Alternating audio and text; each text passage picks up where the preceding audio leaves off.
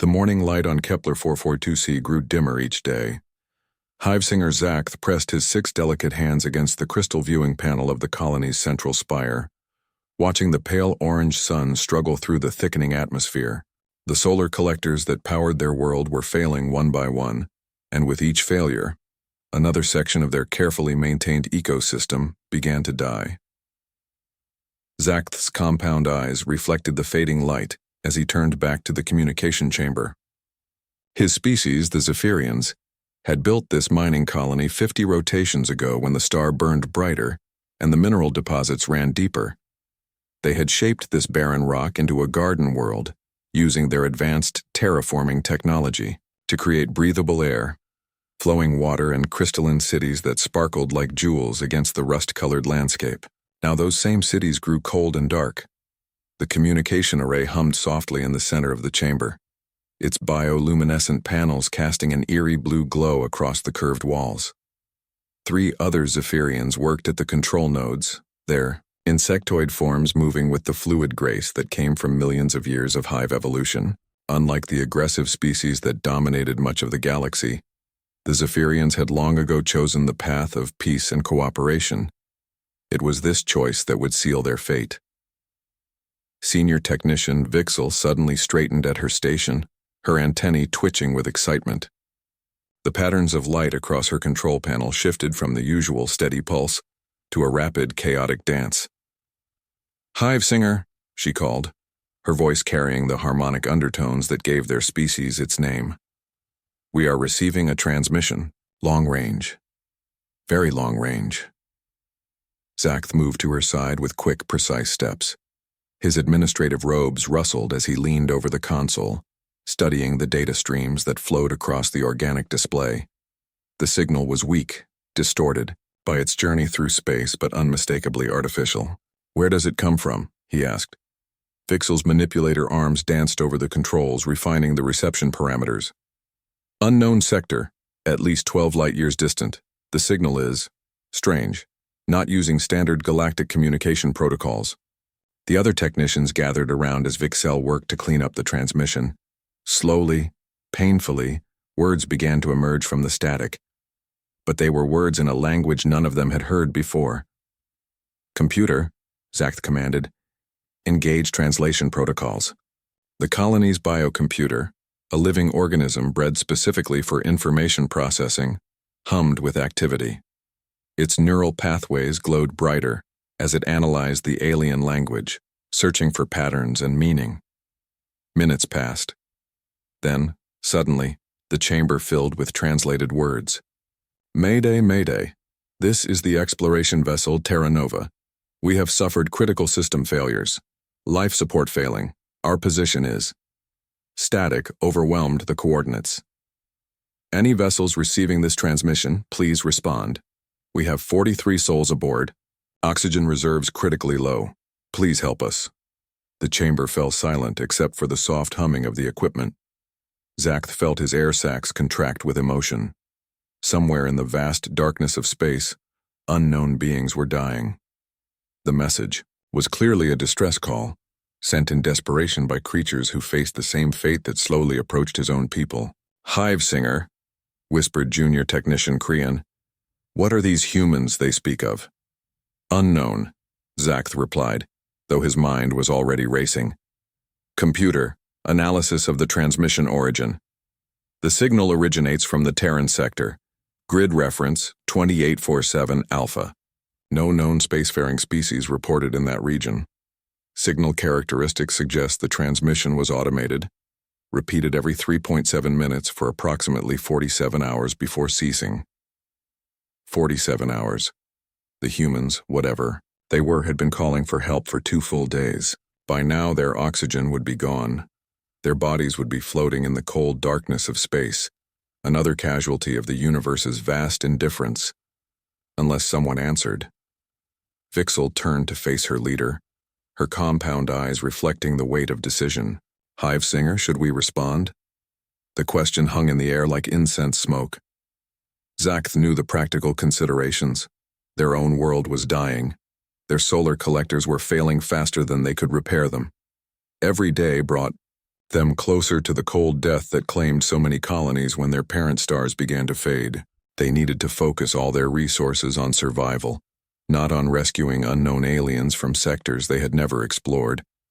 But there was another consideration, one that went to the very heart of what it meant to be Zephyrian. "What does the Book of Harmonies teach us?" Zakth asked quietly. Krian, the youngest of them, recited the familiar words. "All consciousness is sacred. All life seeks harmony. When voices cry out in the darkness, those who can hear must answer, for silence in the face of suffering diminishes all beings." The ancient teaching had guided their species for millennia. It was why they had never developed weapons of war, why they had dedicated their technology to healing worlds instead of conquering them. It was why other species across the galaxy knew the Zephyrians as healers, teachers, and friends. "Then we answer," Zakth decided. "Vixel, prepare a response beacon." "But Hivesinger," protested another technician, "our own situation grows worse each day. We cannot spare the power for long-range transmission." Zakth looked around the chamber at his people. Their faces showed the strain of their situation. Food production was down 30% as the agricultural domes lost power. The nursery chambers that protected their young were already operating on emergency reserves. Every joule of energy they used for the transmission was energy they could not use to extend their own lives. "Record this message," he said firmly. The biocomputer activated its recording functions and Zakth began to speak. "Unknown vessel Terra Nova, this is Hivesinger Zakth of Zephyrian Colony 7, Kepler 442c. We have received your distress call. We do not know if you still live, but if you do, please respond on this frequency. We will do everything in our power to help you." He paused, considering what else to say. How could he explain to these unknown humans that the Zephyrians possessed advanced medical technology but no starships capable of interstellar rescue? How could he tell them that his own people were slowly dying as well? "We are a peaceful species," he continued. "Our ships are not built for long journeys, but we have knowledge that might help you. Please respond if you can. Do not lose hope. Someone hears your call." Vixel prepared the transmission, encoding it with the same pattern characteristics as the original human signal.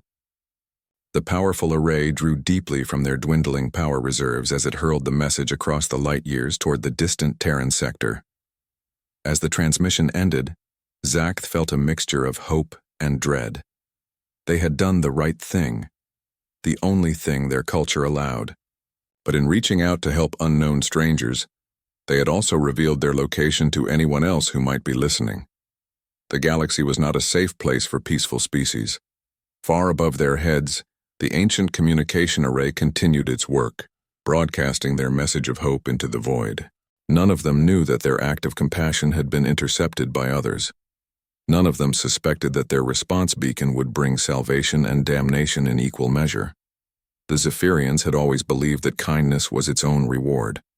They were about to learn that it could also be a weapon pointed at their hearts. The bridge of the Shadowclaw reeked of ozone and fear. Banks of stolen technology lined the walls, their mismatched displays casting strange colors across the scarred metal surfaces. At the center of it all sat Crix Valderon, his cybernetic implants, glowing red in the dim light as data streams flowed directly into his augmented brain. Valderon was no longer entirely organic. Half his face had been replaced with military-grade hardware after a deal gone wrong in the Outer Rim.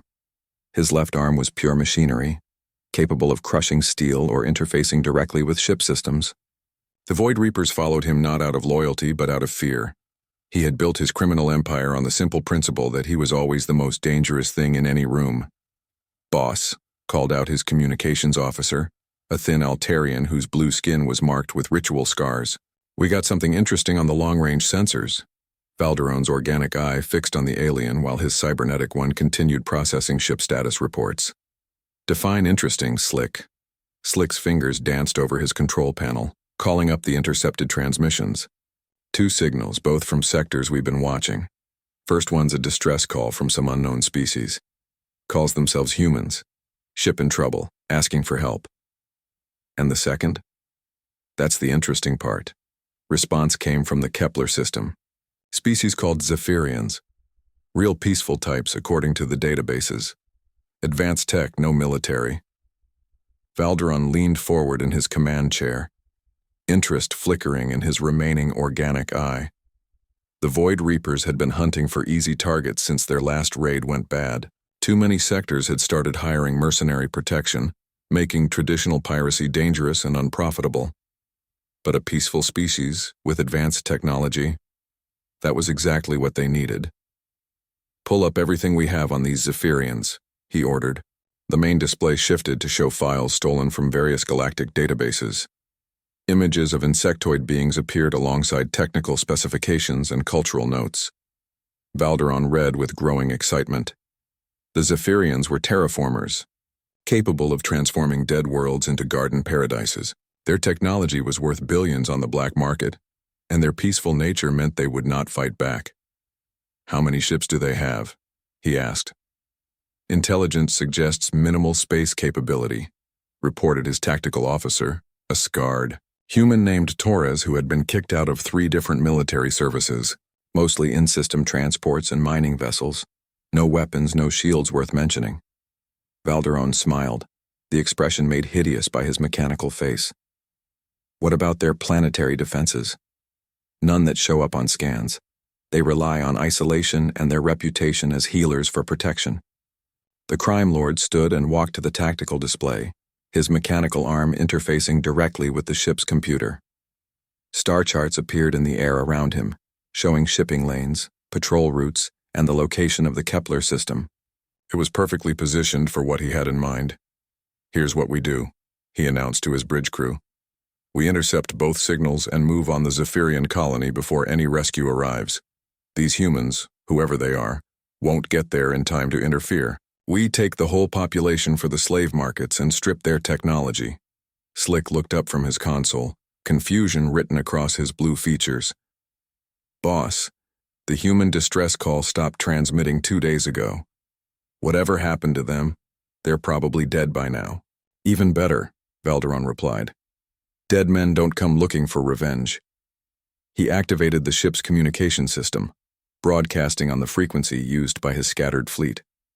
Across 3 star systems, Void Reaper vessels received his orders. The criminal organization had grown from a single pirate ship to a force of 12 vessels over the past 5 years, each one crewed by the worst criminals the galaxy had to offer. The response was immediate. Captain Nexus of the Bloodhawk confirmed his position near the trade routes. Commander Iriel aboard the Devastator reported her ship ready for combat operations. One by one, the other vessels checked in. Murderers, thieves, and worse, all united under Valderon's leadership and driven by the promise of easy profit. "All ships," Valderon transmitted, "set course for Kepler 442C. Combat speed. We hit them fast and hard before they know we're coming." The Shadowclaw's engines roared to life, followed by the rest of the fleet. 12 ships filled with the worst the galaxy had to offer began their journey toward a peaceful world whose only crime was trying to help strangers in need. As the fleet entered hyperspace, Valderon reviewed the tactical data one more time. The Zephyrians had made a fatal mistake by revealing their location. Their compassionate response to the human distress call had painted a target on their world that could be seen from halfway across the galaxy. "Torres," he called to his tactical officer, "prepare the boarding teams. I want those terraforming specialists taken alive. They're worth more if they can still work." Torres nodded grimly. "What about the rest of the population?" "Standard procedure. Anyone useful goes to the slave markets. Anyone who resists dies. Make sure the boarding teams understand that terror is a tool. The more afraid they are, the less likely they are to fight back." The crime lord returned to his command chair, already imagining the profits to come. Zephyrian terraforming technology would make him one of the richest criminals in the galaxy. Dead worlds could be transformed into luxury resorts for the wealthy elite. Barren moons could become agricultural centers, feeding the growing populations of core worlds. And the Zephyrians themselves would make excellent slaves. Their peaceful nature and advanced knowledge made them perfect for forced labor on construction projects throughout the Outer Rim. Valderon had buyers lined up who would pay premium prices for educated, nonviolent workers. "ETA to target?" he asked. 18 hours at current speed, replied his navigator. 18 hours until they reached the Kepler system. 18 hours until a peaceful civilization learned the harsh realities of galactic life. Valderon had built his reputation on such moments, when idealistic species discovered that the universe did not reward kindness. The Void Reapers had been operating for years on a simple principle. The strong took what they wanted from the weak. Species that devoted their resources to healing and building instead of weapons and warships were natural prey. The galaxy was full of such civilizations, waiting to be harvested by those with the will to take what they needed. As his fleet streaked through hyperspace toward Kepler 442c, Valderon began planning the attack.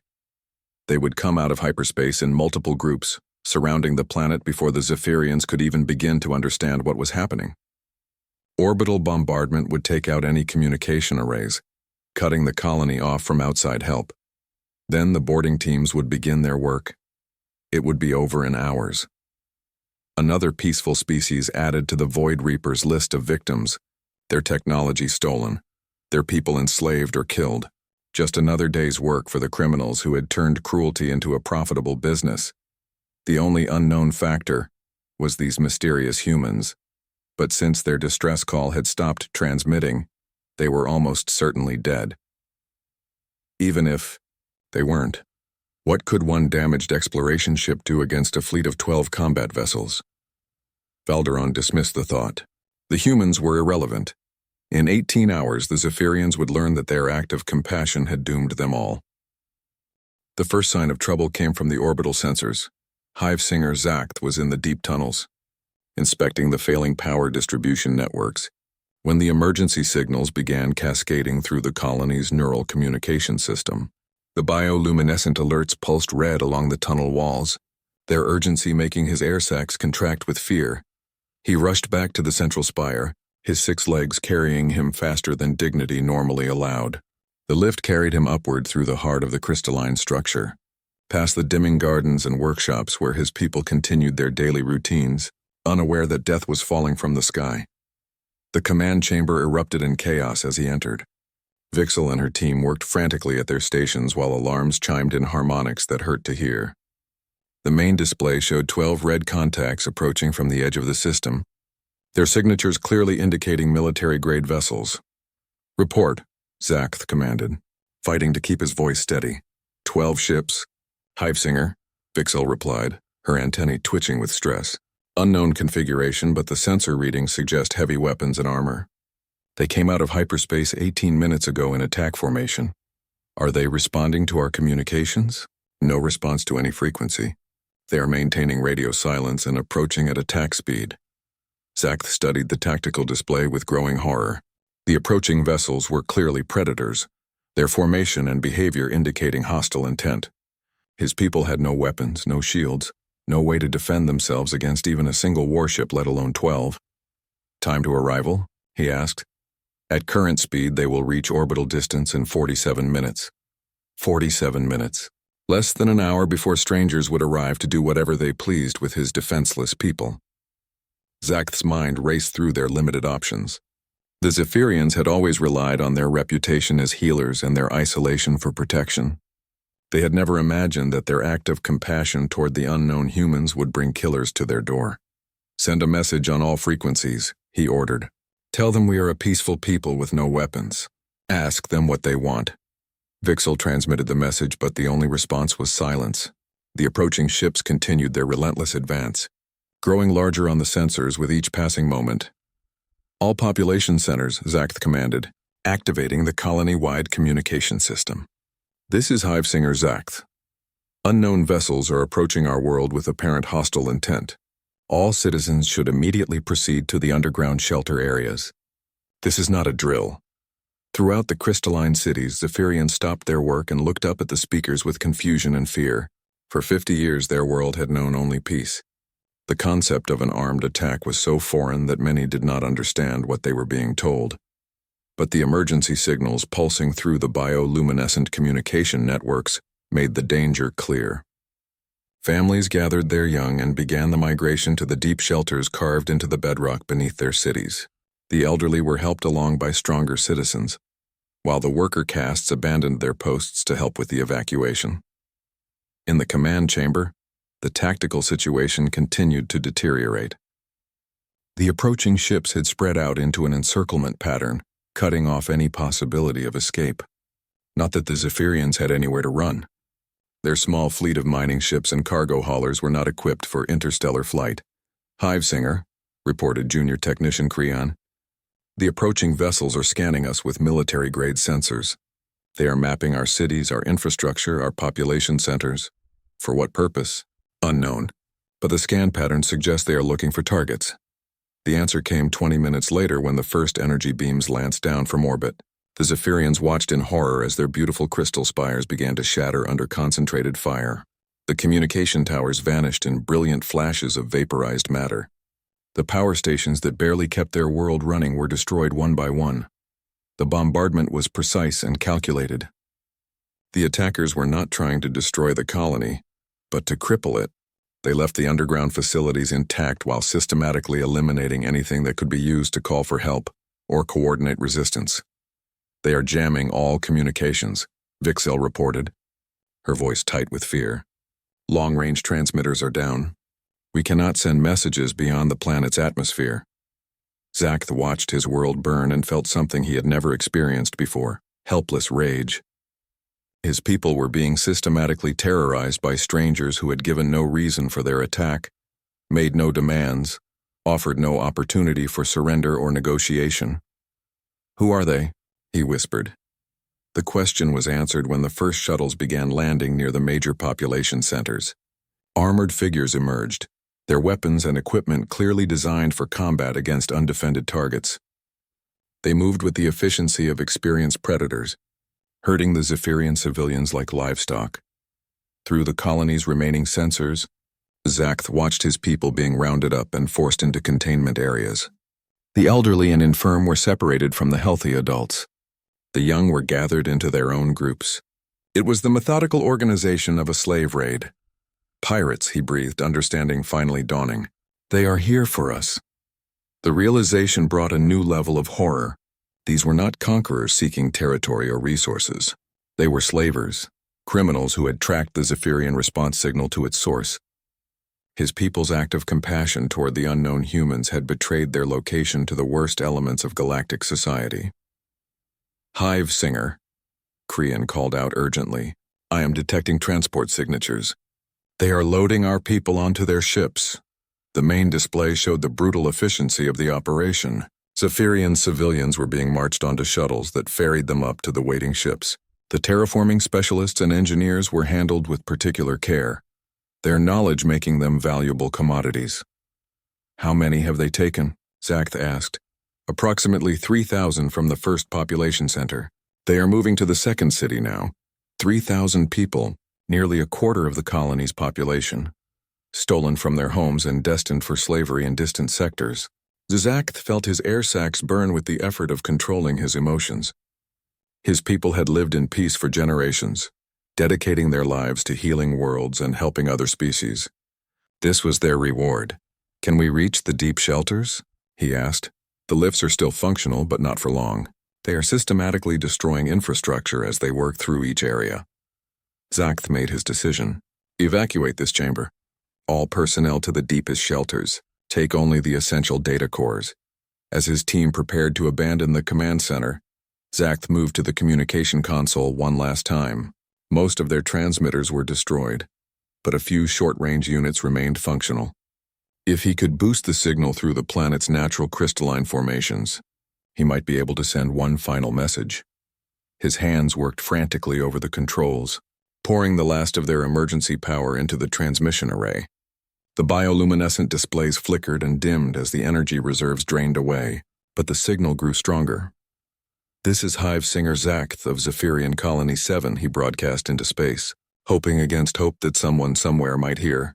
"We are under attack by unknown forces. 12 vessels heavily armed. They are taking our people as slaves. We tried to help beings called humans who sent a distress call. Now we are paying the price for our compassion. His voice broke as explosions shook the spire around them. If there are any humans listening, if you survived whatever danger you faced, please know that we tried to answer your call. And if you can hear this, please help us. Our people are being taken. We have no weapons, no defenses. We are dying because we tried to save you. The transmission cut off as the remaining power died. In the sudden darkness, Zach and his team made their way to the emergency stairs, descending into the deep shelters where the last free Zephyrians waited in fear. Above them, the systematic destruction of their civilization continued. The Void Reapers worked with the efficiency of long practice, taking what they wanted and destroying what they could not use. By dawn, the beautiful crystal cities would be shattered ruins, and most of the Zephyrian population would be bound for slave markets across the galaxy, all because they had tried to help strangers in need. Captain Sarah Chen stood on the bridge of the UES Indomitable Fury, watching the tactical display with the cold focus that had kept her alive through 15 years of combat operations. The quantum entanglement effects from the Void Reapers jamming had amplified the Zephyrian distress call far beyond its intended range, carrying it across 3 star systems to reach her patrol fleet. The message had been heartbreaking in its desperation. An unknown species, calling themselves Zephyrians, being slaughtered because they had tried to respond to the human distress beacon, the same beacon that had been transmitted by the Terra Nova 3 days ago as part of a tactical deception. Chen's jaw tightened as she remembered the operation.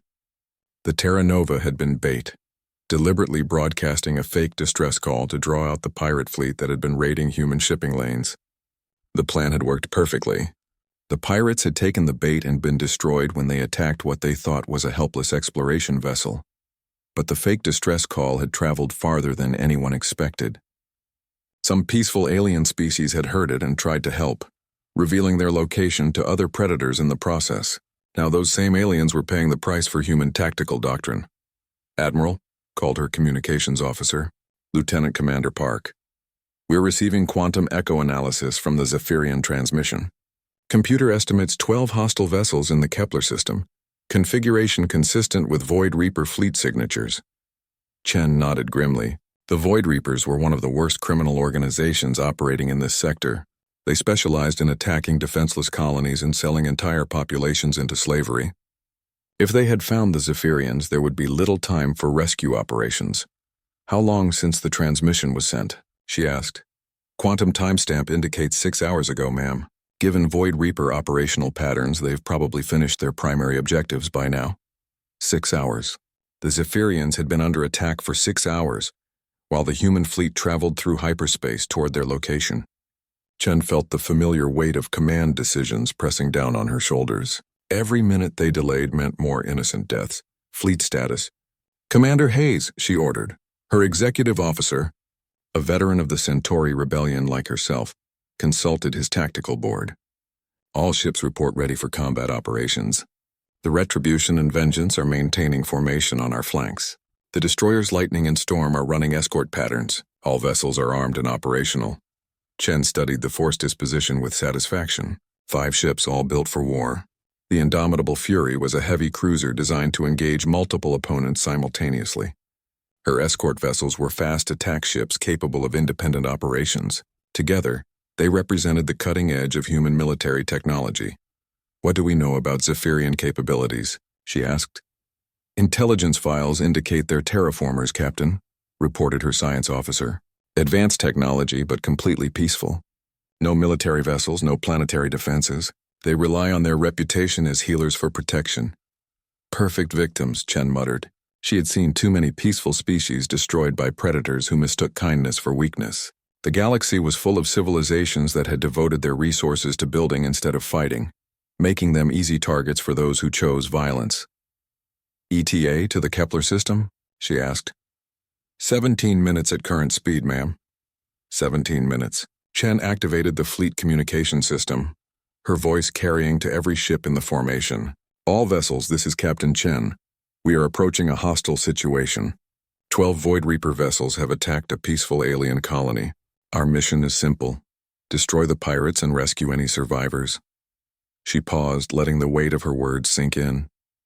The species we're going to help tried to answer our distress call. They risked their own safety to help complete strangers. That makes this personal. I want every Reaper ship either captured or destroyed. No exceptions, the response was immediate and unanimous. Across the fleet, human crews prepared for battle with the grim efficiency that marked their species. Weapon systems came online, armor plating extended to protect vital areas. Marines checked their equipment and prepared for boarding operations. Captain, Park reported, we're receiving final approach telemetry. The Kepler system is heavily contested. Multiple energy signatures consistent with orbital bombardment. At least 6 Reaper vessels are in low orbit around the target planet. Perfect, Chen replied with a cold smile. They're focused on their ground operations. They won't see us coming until it's too late. The human fleet dropped out of hyperspace at the edge of the Kepler system like wolves emerging from winter darkness. Their approach had been calculated to put the planet between them and most of the Reaper vessels, using the world's gravity well to mask their signatures until the last possible moment. Tactical assessment, Chen ordered. Commander Hayes studied his displays with professional interest. 12 Reaper vessels confirmed. 6 in low orbit conducting ground support operations. 4 more in higher orbit providing security. 2 vessels operating near the outer system, probably coordinating communications. Standard Void Reaper operational pattern, Chen observed.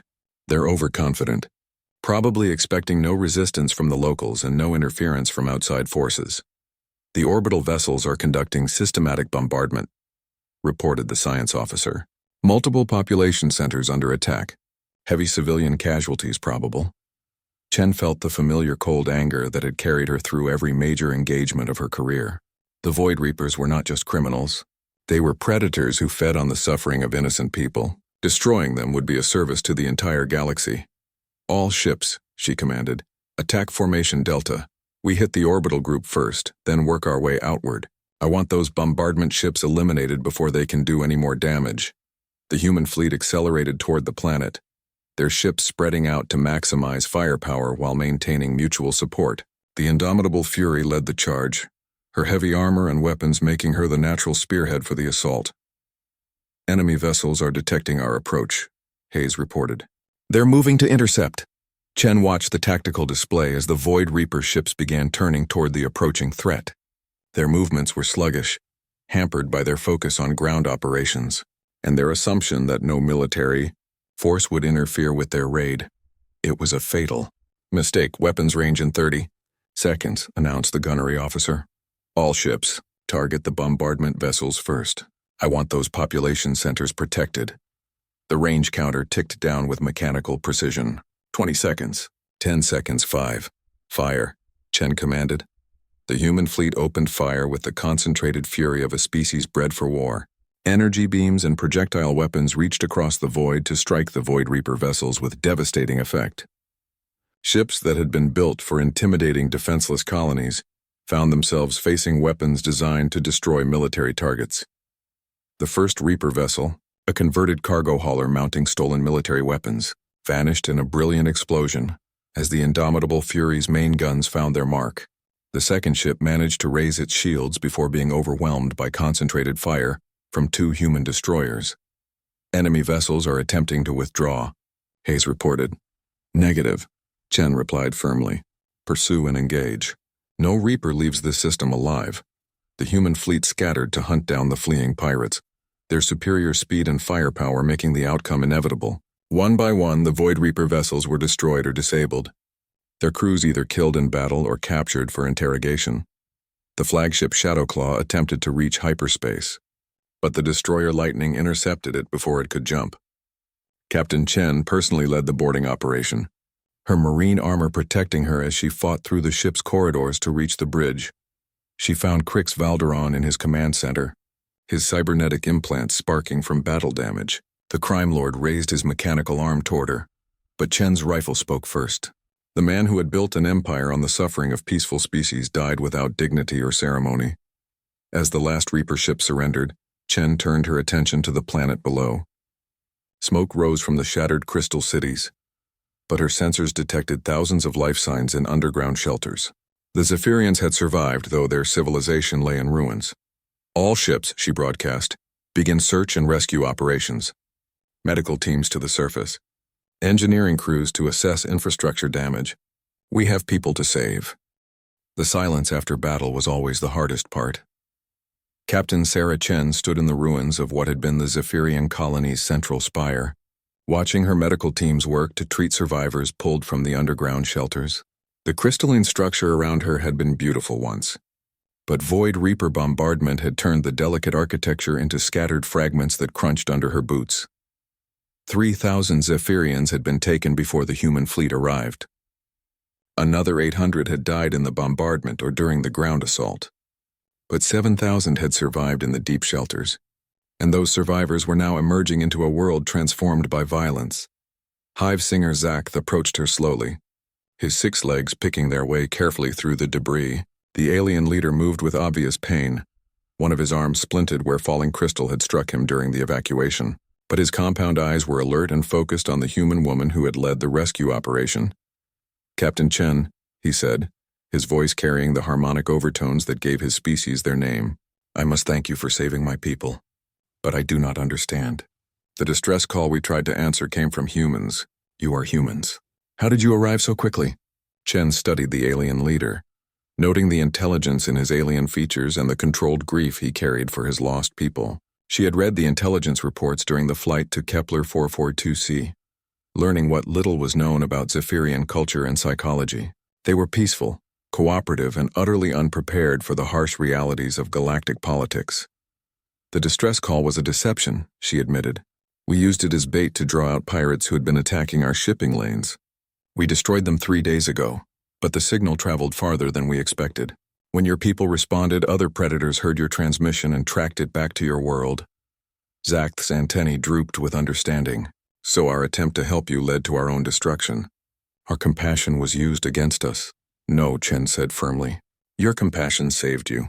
If you hadn't sent that response, we would never have known you existed. The quantum effects from the Reaper jamming carried your final distress call to our fleet. Without that, we couldn't have found you in time." She gestured toward the rescue operations continuing around them. Human medics worked alongside Zephyrian healers to treat the wounded. Engineering teams assessed damage to critical infrastructure, while marine units continued searching for survivors. The cooperation was awkward but effective, 2 species learning to work together under difficult circumstances. "My science officer tells me your terraforming technology is remarkable," Chen continued. "You've turned a dead world into something beautiful. That's not destruction, Zach, that's creation. The galaxy needs more of that, not less." The Zephyrian leader's air sacs fluttered with what her translator indicated was emotional distress. "But at what cost? My people are dead or enslaved because we tried to help strangers. How can we trust again? How can we risk reaching out when kindness brings only pain?" Chen was quiet for a moment, studying the alien's grief. She had seen this before in the aftermath of raids on peaceful colonies. The survivors often lost their faith in the basic goodness of the universe, becoming withdrawn and suspicious. It was one of the cruelest injuries inflicted by predators like the Void Reapers. "Because the alternative is worse," she said finally. "I've seen what happens when good people stop helping others. The predators win. The galaxy becomes a darker place. Your people answered our call because you believed that all life has value. That belief is what makes you worth saving." Lieutenant Commander Park approached, his tablet displaying the latest casualty reports. "Captain, the medical teams have finished their initial assessment. We've recovered 237 Zephyrians from the Reaper ships. Most are in poor condition, but they'll survive." Chen nodded grimly. 237 survivors out of 3,000 taken. The Void Reapers had been efficient in their cruelty, but her people had been faster. It was a victory, but a costly one. "What about their infrastructure?" she asked. "Substantial damage to power generation and communication systems. The terraforming equipment is mostly intact, but they'll need help with repairs. Commander Hayes estimates 6 months to restore basic functionality, assuming we can provide technical assistance." Zach listened to the exchange with growing amazement. "You would help us rebuild? But why? We are strangers to you. Our worlds are far apart. What do you gain from such assistance?" Chen turned back to the alien leader, remembering her own words to the fleet before they engaged the Reapers. "You tried to answer our distress call. That makes this personal. We don't abandon people who risk themselves to help others. But surely you have your own concerns, your own people to protect. Why waste resources on us?" "Because isolation doesn't work," Chen replied. "The Void Reapers attacked you because they thought you were alone and defenseless. If you're part of a larger community, If other species know that harming you means facing retaliation, then you're safer. Everyone's safer. She gestured toward the human ships in orbit, their sensors maintaining constant watch for threats. We can't stay here permanently, but we can make sure the galaxy knows that the Zephyrians are under human protection. We can help you rebuild your defenses not with weapons necessarily, but with early warning systems and communication networks. Zakth's compound eyes focused on her with new interest. You speak of alliance, but what would you ask in return? Surely your people do not offer protection freely. Chen smiled slightly. We're explorers, Zakth. We're always looking for new worlds to settle, new resources to develop. Your terraforming technology could transform dead worlds into homes for billions of humans. In exchange, we offer protection and partnership. A symbiotic relationship, the alien observed. We create worlds suitable for life, and you protect the life that grows there. Exactly. We've already identified 17 worlds in human space that could benefit from Zephyrian terraforming. Dead rocks that could become garden worlds given time and expertise. We provide the raw materials and security. You provide the knowledge and skill. The hive singer was quiet for several minutes, his alien mind processing the implications of the offer. Chen waited patiently, knowing that this moment would define the future relationship between their species. The Zephyrians could retreat into isolation, becoming another cautionary tale about the dangers of compassion, or they could choose to trust again, building something larger than either species could achieve alone. There is a saying among my people, Zakth said finally. Harmony is not the absence of discord, but the transformation of discord into something beautiful. Perhaps that is what we are being offered.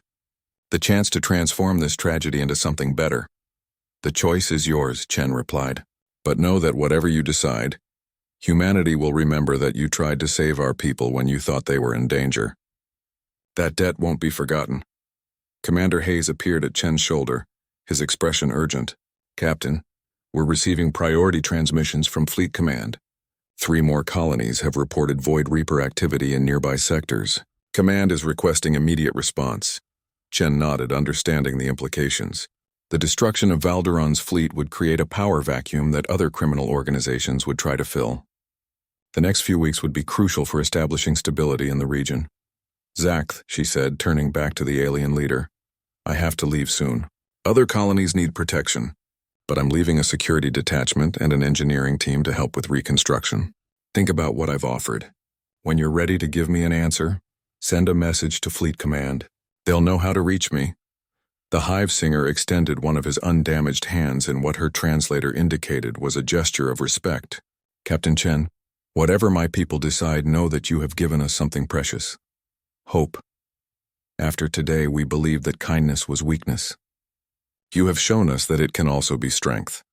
As Chen prepared to return to her ship, she looked around the shattered colony one last time. The crystal spires could be rebuilt. The dead could be mourned and remembered. But the bond forged between humans and Zephyrians in the crucible of shared danger would endure. 6 months later, the first joint human-Zephyrian colony was established on New Geneva, a dead world transformed into a garden paradise through alien expertise and human determination. It was the first of many, as 2 species learned that their differences made them stronger together than apart. The Void Reapers had intended to destroy the Zephyrians' faith in compassion. Instead, they had forged an alliance that would reshape the balance of power in their corner of the galaxy. Sometimes the most dangerous predators make the most reliable friends, and sometimes acts of kindness echo across the stars in ways no one can predict.